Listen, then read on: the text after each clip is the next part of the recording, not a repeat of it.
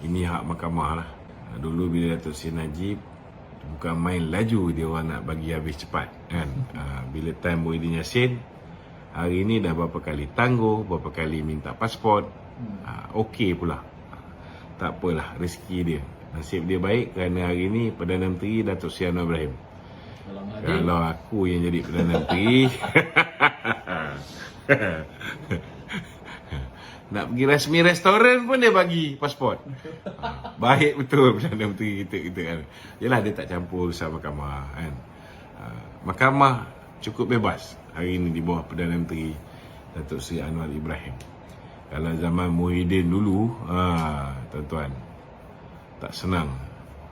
Kalau nak ikut dari segi indeks prestasi ekonomi negara kita ni, banyak yang positif. Kita punya perusahaan asal Kuala Lumpur pun dah okey sikit. Kita punya foreign direct investment pun okey. Kita punya kadar pengangguran dah turun, kadar jenayah dah turun. Inflasi kita sangat rendah. On paper memang sangat rendah. Dan banyak benda yang bagus, tuan-tuan. Tuan-tuan cuba fikir, tuan-tuan rasalah Datuk Seri Anwar ni tak nak tengok ke mata wang kita ni kukuh. Mesti dia pun nak, kalau boleh, satu benda yang sedikit cacat ini dapat dibetulkan. Tetapi saudara, apa gunanya kalau mata wang kita ni kita pulihkan? Memanglah dia akan memberi manfaat kepada orang yang import barang, beli barang daripada overseas. Orang yang hantar duit kepada anak-anak yang belajar di London, di US. Orang yang, bak kata orang tu, kalau mata wang kita kukuh, orang ni akan dapat banyak faedah. Kalau kita nak pulihkan mata wang, boleh tuan-tuan. Kita naikkan interest rate kita, OPR kita, sama seperti Amerika. Amerika ni yang menyebabkan duit nilai dolar mereka naik ni sebab kadar OPR mereka zaman masa dengan Datuk Seri Najib dulu, kadar OPR dia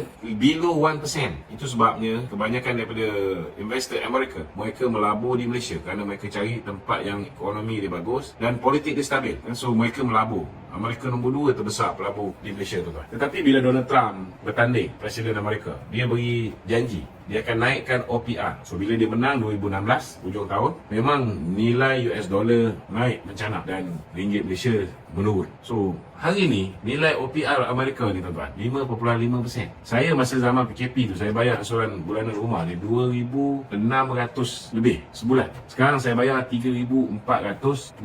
Itu baru OPR kita 3%. Jadi kalau Datuk Seri Anwar fikir tentang ego dia, fikir tentang dia punya nama dia bagus, cantik, bila ringgit mengukur semula. Kalau dia tak fikir tentang apa yang bakal dihadap oleh rakyat yang akan sengsara, yang akan jatuh susah akibat daripada kena bayar OPR yang tinggi, loan rumah mereka akan meningkat, loan bank rakyat mereka ataupun dia orang punya loan personal akan meningkat. Kalau dia fikir pasal diri dia sendiri, dia nak mata wang mengukur, tuan-tuan, dia boleh naikkan OPR 5.5. Apa nak jadi lah, dia boleh buat, tuan-tuan. Tapi dia memikirkan yang akan tanggung beban ialah rakyat Malaysia. Yang hantar ekspor barang ke luar negara ni, saudara, yang import barang di luar negara ni tak ramai. Tetapi yang pinjam duit untuk beli rumah, yang pinjam duit pinjaman peribadi, jumlah dia berjuta, tuan-tuan. Jadi dia kena pilih yang mana satu perlu diselamatkan dulu. Jadi itulah yang tuan-tuan kena faham lah.